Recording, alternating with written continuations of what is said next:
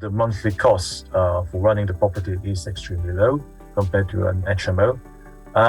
And that helps to boost up your return on investment. So just in case that this strategy of supported housing doesn't work, we can always revert back to renting out the property in the professional market. Just based on these two properties alone, my hourly rate has jumped up from being a carer at £1.50 to £145 an hour, which I think is a great deal. Please put your hands together, first of all, for Carl and Laura.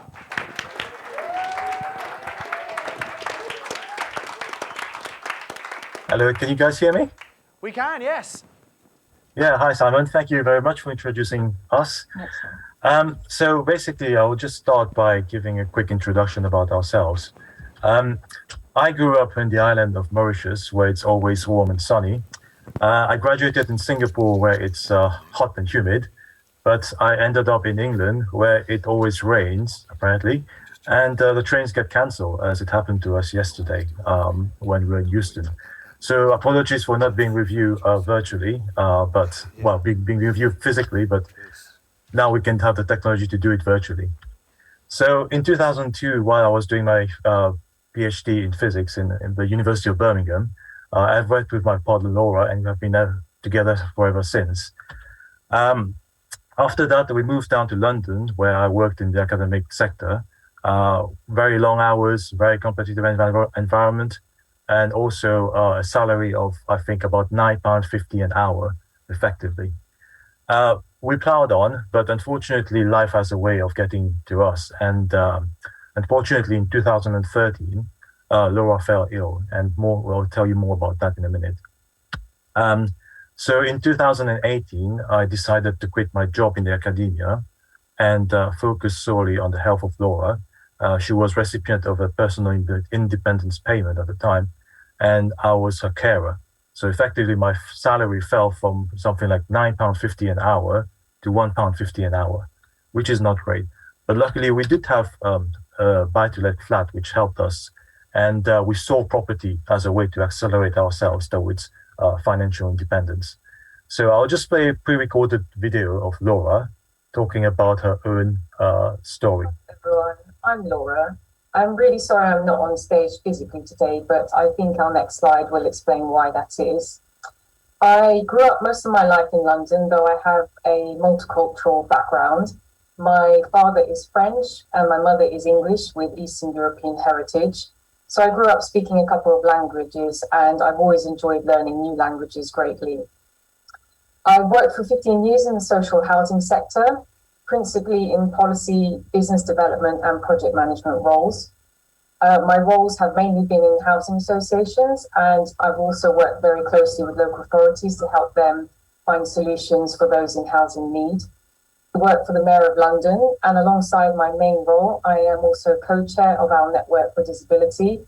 This is something I really enjoy massively because I'm very passionate about disability, inclusion and accessibility, especially for those with invisible disabilities. I also really enjoy using my analytical skills to solve property problems, and this MMB journey has been fantastic. And I also love to use a sense of humour to try and connect to people and get to know new people. Okay, so next, everyone. We will talk about our story and why. As you just heard from Carl, 9 years ago I fell ill, and in 2015 I was diagnosed with ME/CFS. ME/CFS is a life-changing neurological illness with no cure.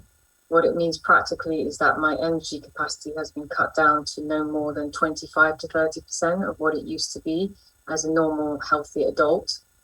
Actually, I couldn't work for 3 years as a result, and although now I work part-time, it remains really challenging to manage my symptoms alongside a normal day job. In actual fact, I'm only able to do that because Carl helps me every day with things like shopping, cleaning and cooking. I have to take regular rest breaks throughout the day just to stay functional and keep adverse symptoms at bay. So as you can imagine, this has a huge impact on our life as a couple, and we're not able to do the things that we often take for granted, like going out to see friends or going out for a meal. And actually, a lot of the time I'm housebound, so we're not able to do those things. So really, we signed up to MMV to buy back our time using property as a vehicle so that we can live as normal and healthily a life as possible and have more quality time together to do all those things that I've mentioned are really challenging right now. We also know what it's like to have your life turned upside down by circumstances out of your control.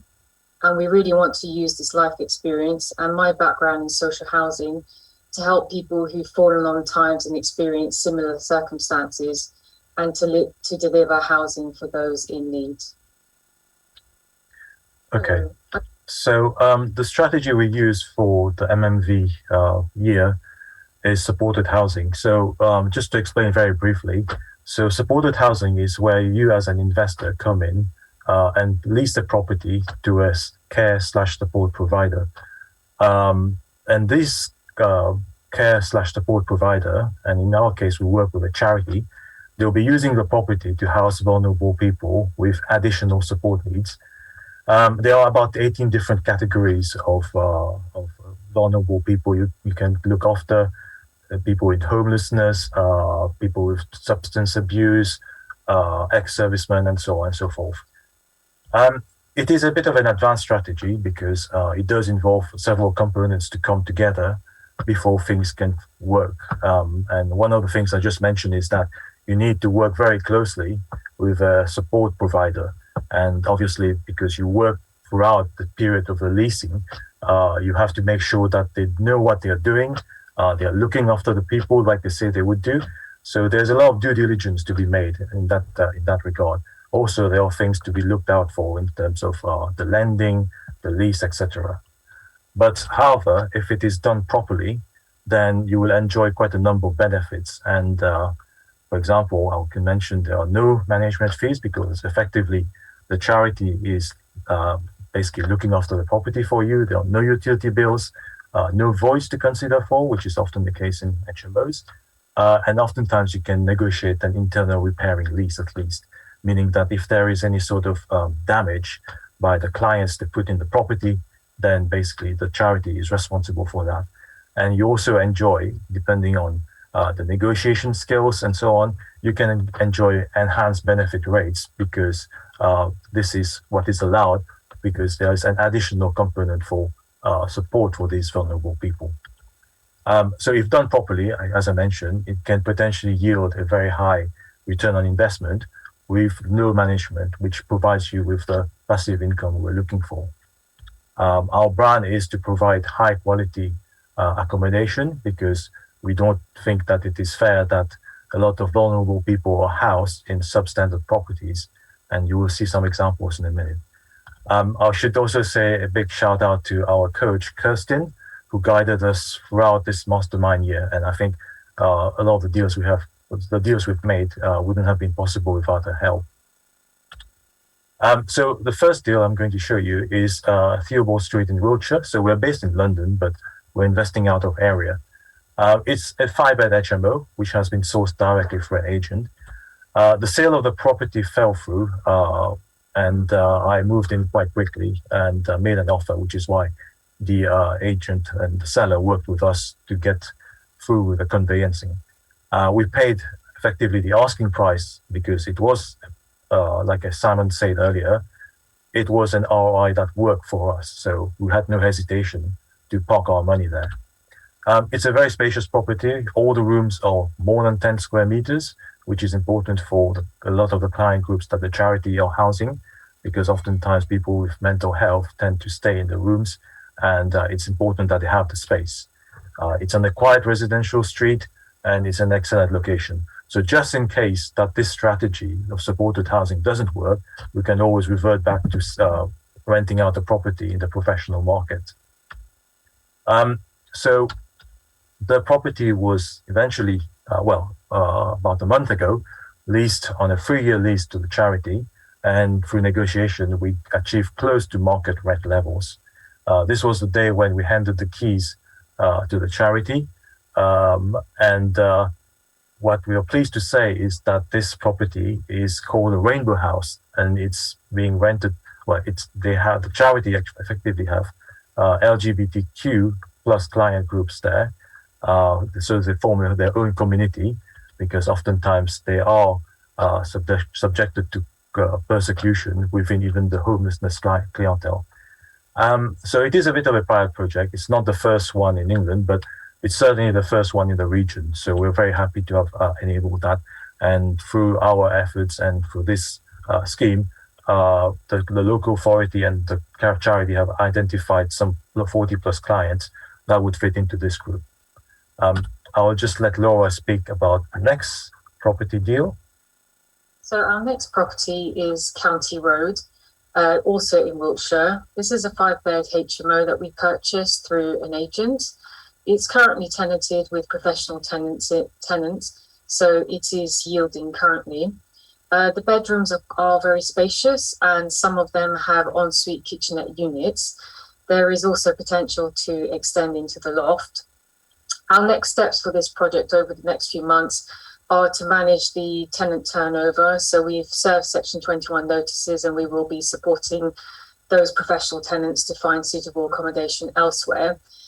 This property will also require more refurbishment than the last property that Carl talked about. And then we will also have to manage the handover process with the charity, which includes things like signing the lease. This is going to be used for supported housing, just like Theobald Street.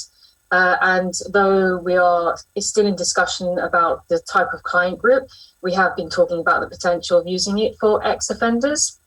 The last thing to say about this property is that it was a rather long and convoluted conveyancing process. So really, this one has been about persistence and sort of solving problems as they've come up. So, for example, we had to change lenders twice, once because the mortgage product was pulled, and second time because we had a zero valuation. We also had to undergo quite complex lease negotiations because the lender wanted to approve every little detail of the lease. So really through this, it's been vital to sort of use our relationship management skills to keep the agency on side, also the lender, and also the charity. Okay. So finally, I'll just show you a summary of the deals in terms of the numbers. So the purchase prices were around 275 grand both. In fact, we got a bit of a discount for the property on County Road. What you will notice there is that there is not a lot of money that we've put into the renovation. The reason why is because the properties were already in a fairly good state, and also because in the rising market and with all the difficulties finding building materials and so on, we didn't want to go into a very big and elaborated renovation to add value. In fact, the property prices have already gone up a little bit since we first put the offer. So we've benefited from that by acting early. You also notice that the monthly cost for running the property is extremely low compared to an HMO. And that helps to boost up your return on investment. So we are getting we're getting £500 for each room for both properties. And that gives us something in the ROI in the region of about 20% or plus. Just as an interesting note, I would say that just based on these two properties alone, my hourly rate has jumped up from being a carer at £1.50 to £145 an hour, which I think is a great deal. For the next project we're going to do, you've noticed I put a question mark there. That's because we have not purchased the property yet, but what we're pleased to say is that we have investor finance. So the next property we purchase 100% through investor money. And what it means is that what we are not putting any of our money in, but what we are getting will be part of the monthly profit. So effectively, the return on investment is infinite for us. So finally, we will just share some top tips during our mastermind journey, and Laura will go through that. So as Simon says, this really has been a year of no excuses for us. And here are some of our top tips from our mastermind journey. The first thing, which was really significant, was we worked with our coach to really believe that the world is an infinite pot of money, and that there are many people out there without the time or knowledge to invest in property, but who would really like to get a better return on their money. So what this meant early on is that although having a limited pot of money, we didn't let that sort of stop us from making a move on our first deal, because we built our belief that actually for future deals we would secure funding.